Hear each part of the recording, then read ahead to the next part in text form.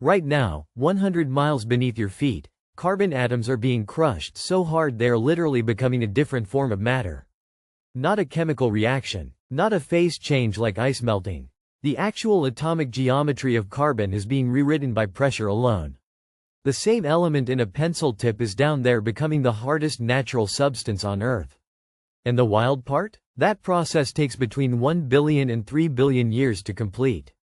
Let that sink in. The diamond on someone's finger has been forming since before complex life existed on this planet.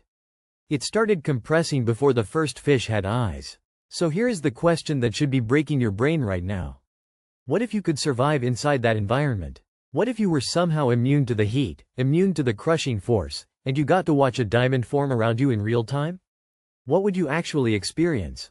And what does the answer reveal about the most extreme transformation in nature? Let's go underground. The first thing you need to understand is the pressure number. At 100 miles down, inside the Earth's mantle, pressure sits at roughly 45 kilobars. 1 kilobar is already about 1,000 times normal atmospheric pressure. So you are talking about 45,000 times the pressure of the air around you right now. To put that in human terms, that is like having the entire weight of 4,500 cars stacked directly on every single square inch of your body. Simultaneously. In every direction. But here is where it gets stranger. That pressure is not what kills carbon. It is what saves it. Under normal surface conditions, the most stable form of carbon is graphite. The floppy, slippery stuff in your pencil. Diamond is actually the less stable form at the surface. Every diamond you have ever seen is technically trying to become graphite. It is just doing it extraordinarily slowly. The pressure deep in the mantle is what locks the carbon atoms into diamond's rigid three-dimensional lattice. The moment you bring a diamond up to the surface, it begins, at an imperceptibly slow rate, reverting. Your engagement ring is in the middle of a billion-year structural failure. Now back to our thought experiment. You are down there. The temperature around you is between 900 and 1,300 degrees Celsius. The rock is not solid the way you think of solid. It is a slow-moving, plastic-like material called peridotite, and it flows like incredibly thick honey over geological timescales. Carbon-rich fluids seep through cracks in this rock. And when conditions align perfectly, those carbon atoms begin nucleating. They start stacking into the diamond cubic structure, one atomic layer at a time. You would not see a flash. You would not see a sparkle. You would see something that looks more like a frost crystal forming on a window, except slower by a factor of about 1 million. Tiny, transparent geometric shapes budding out of dark rock. Octahedral forms. Perfect 8-sided structures growing so slowly that a human lifetime would not reveal a single visible change to the naked eye.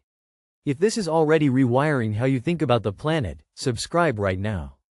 This channel covers science that your textbook either skipped or made you fall asleep reading. Now here is the second layer of the story, because it gets even weirder. Diamonds do not just sit there in the mantle forever. They hitch rides. Volcanic eruptions of a very specific kind, called kimberlite eruptions, act like express elevators from the mantle to the surface. These eruptions move fast. Geologists estimate the magma travels from 100 miles deep to the surface in just a few hours. Maybe less. That speed matters enormously. If the journey took longer, the drop in pressure would cause the diamond to revert to graphite before it arrived. The diamond only survives because the elevator moves fast enough to trap the structure in place. So the diamond you hold was formed over billions of years and then delivered in hours.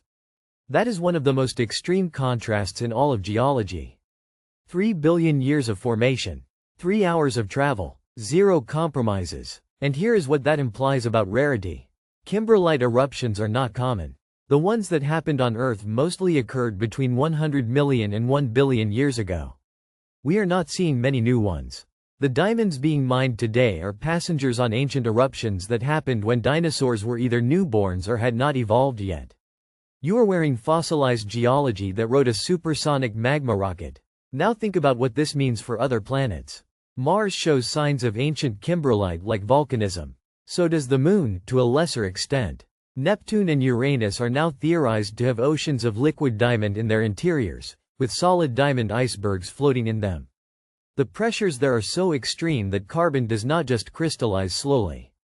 It rains. Diamond rain. falling through an atmosphere at crushing depths, accumulating in a glittering ocean beneath the clouds. Your diamond is not a luxury item. It is a data point in a universal process. Carbon under pressure becomes something harder, rarer, and more ordered. That is not just chemistry. That is a metaphor that the universe seems to run on repeat, from the cores of gas giants to the mantle under your city. The science here is telling us something important. Extreme conditions do not just destroy. Sometimes they forge. The most stable, brilliant, enduring structures we know of are born in environments that would obliterate everything we are familiar with. 100 miles down, 45,000 atmospheres, 1,000 degrees, 3 billion years, and the result fits on a ring. If your mind is still spinning, hit subscribe and turn on notifications. Next time we are going somewhere even more extreme, somewhere that makes the mantle look like a comfortable afternoon. You are not going to want to miss it.